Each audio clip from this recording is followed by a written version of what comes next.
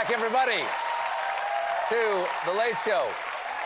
Folks, my guest tonight has starred in some of your favorite movies, including 500 Days of Summer, The Dark Knight Rises, and The Trial of the Chicago 7. He now plays the co-founder and former CEO of Uber in the new Showtime series, Super Pumped, The Battle for Uber. Austin! How's it going with our future drivers? You're getting them? Got a bunch? Did you settle with the city? Oh, no, we're not settling with the city. We are taking this city! You sure, TK? You know what they say about fighting City Hall. See, this is the thing about changing the world. The world never wants to change. It's gonna dig in its heels and tell you no and try to crush you.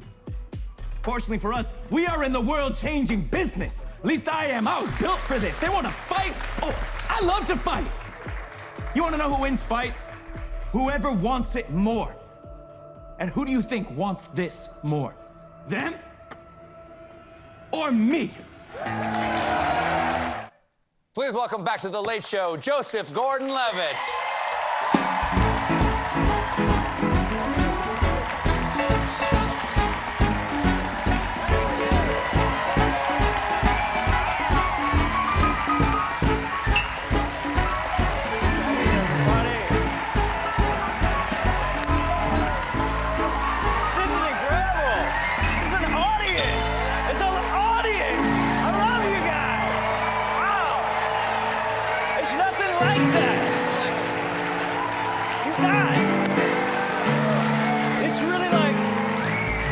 Such a dear feeling to me. It's something I've experienced my whole life, and I've been away from it. I haven't been in front of an audience in I don't know how long. Thank you guys. Wow.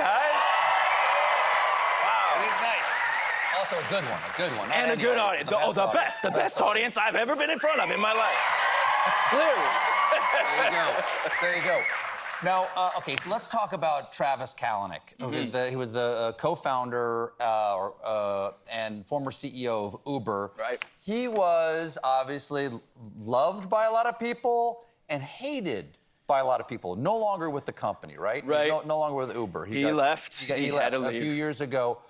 What was it like to play such a divisive figure, a disruptive figure, which is not always a compliment? Yeah, and it would be a compliment to him. He loved talking about disruption. That's one of the favorite words in Silicon Valley, right? Yeah. And look, disruption can be a good thing. You invent something new and it's useful for people, but it depends on at what cost is that. And this is one of the most iconic internet disruptions. I would say Uber and maybe Airbnb might be two of the most famous things that disrupt an existing industry. Yeah, this is a startup that grew faster than any other company in the history of companies. He's a champion. He's like Michael Jordan. Wow. And so he deserves a certain amount of praise. And look. And he gave it to himself. Yes, he did. But he also did a lot of things that are really questionable. He made some decisions that had a lot of negative impact on a lot of people. And this show does not shy away from showing those things. But you know, my job as an actor, I'm not a journalist, right? So it's not my job just to say what happened. It's my job to say how it felt. And I think he was a really exciting guy to be around, actually. And there's good parts of that and bad parts of that. You know, there's probably some people that have done some pretty bad things in the world. Like the president we elected in 2016, who was pretty exciting to be around, you know? Sure. But just because someone's exciting to be around doesn't mean that they're doing the right thing. Sure, a fire in a fireworks factory, also very exciting. Yeah, you don't want to be around it. You want to be around it. Yeah. Well, I wanted to show you something. We actually had him on. We had Travis Kalanick on here. Oh, I watched it. In 2015. You saw that. Of course. But you didn't actually see, there was something we didn't show anybody. What? That night, is that you said like a lot of people got mad at him because he was disrupting the livery service and cabs. You know, the cab service. Yeah. Is that someone from a cabbie or someone from the cab drivers union was actually here that night that we had him on, and this is what happened, Jim. Whoa, really? First of all, am I working for you? If I'm an Uber driver, do I work for you? You work when you want, how you want, with But am I actually, am I your employee? Shame! Public respect drivers' labor! Respect professional full-time work! Those are people, hold on one second. Those are people, I didn't invite them here, but what do you got, what's your complaint? Uber exploits taxi drivers for profits and kills full-time work in the taxi industry. Okay, I heard you, and I will ask him that question. Will you sit down? Thank you. That's my cousin. I apologize.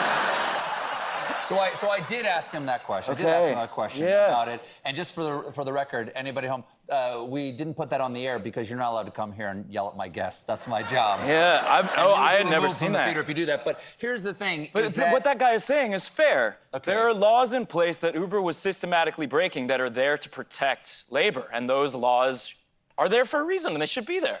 Right. And that was he wasn't just disrupting a business, he was disrupting a way of life and breaking the law by doing it. Uber was systematically breaking laws. Uber was having teams of engineers writing software that could break the law over and over again, thousands and thousands of times. Wow. So illegality was in the business model. Yeah, they were spending investor money to build software to systematically break the law and avoid regulations. And their argument was, well, those regulations are wrong, so we don't have to obey them. But that's not how the law works. You don't get to decide which ones you obey. Exactly. Mm-hmm. Yeah. Unless, again, you're the president of the Exactly. It comes with membership has its privileges. Exactly. We have to take a little bit of a break, but don't go anywhere. We'll be right back with more Joseph Gordon-Levitt, everybody.